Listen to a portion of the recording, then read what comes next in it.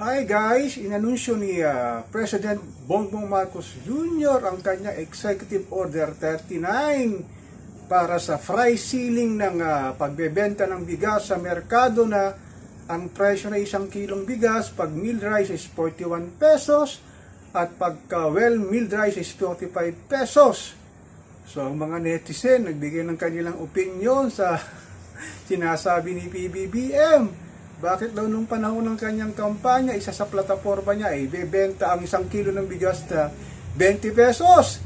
Ngayon sa hirap ng buhay ni Juan Pasan Cruz, walang humpay nagpataas ng kudo, gasolina at pangunahing serbisyo ng publiko, sababay pa itong pagtaas ng bigas. Ang pinakamurang bigas ngayon sa palengke, isang kilo ay 50 pesos na at naglalaro pa hanggang 60 to 65 pesos.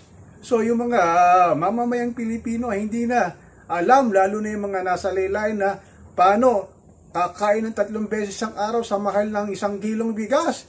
May nagsasabi pa na mag-ship daw tayo sa kamote, mais. Hindi nila alam, mas mahal pa yung kilo ng kamote at mais sa isang kilong bigas So ano dapat natin gagawin dito sa patuloy nagpagmahal na mga pangunahing bilhin sa bayan ni Juan Pasan Cruz? Ito nga, inilabas ni PBBM na isumbong sa mga police o mga local government officials sa Department of Agriculture ang sino mang hindi susunod sa kanyang price ceiling na 41 pesos at 45 pesos sa isang kilo ng bigas. So ang sabi ng mga netizen, paano na kaya yung mga magsasaka na nagtatanim ng bigas? Magkano kuha sa kanilang mga trader na nagdadala dito sa Metro Manila at sa labas ng Metro Manila? So magkano pa ang kanilang kikitain sa 41 pesos at 45 pesos na selling price? So siguro ang sabi nila kikita na lang ng 5 piso ang isang ordinaryo magsasaka sa isang kilong bigas, kasi ang mga kumikita rito yung mga malalaking trader na nag-hoard pa ng mga bigas sa panahon ngayon na napakamahal talaga.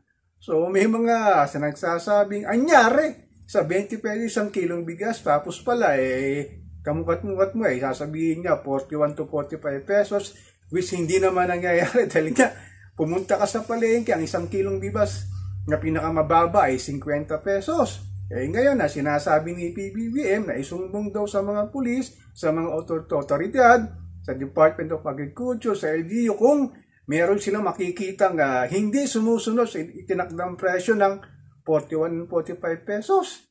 Grabe talaga, ang hirap ng kumain ng 3 beses sa isang araw sa buhay ni Juan Pasan Cruz ang nangyayaring pagtaas ng mga bilhin. Hindi lang bigas, pati mga presyo ng isda, karne, sa palengke nagsitaasan na rin. Tapos isasabay pa yung mga walang humpay na pag-ulan dahil nga sa nangyayaring ilang araw na nararanasan natin bagyo.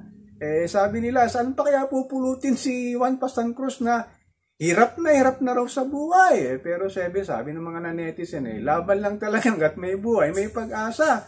Pero itong ating gobyerno talaga, wala talagang ginagawa doon na maayos para mapabuti ang buhay ni Juan Pasan Cruz. So ang aking channel po ay patuloy tayo magmimiron, magmamatag kung maisasakatuparan ba ni President Bongbong Marcos ang kanyang naisin na ibenta isang kilong bigas so 41 to 45 pesos. Ano kaya ang gagawin kung di mga susunod yung mga tindera sa palengke, yung tindera ng bigas, dahil kinuha nila lang mahal yung isang kilong bigas dun sa mga trader, tapos ngayon ibababa mo ng 41 pesos to 45 pesos. So patuloy tayo magmamatsyag kung masusunod nga itong price ceiling na ginawa ni PBBM sa ating bigas.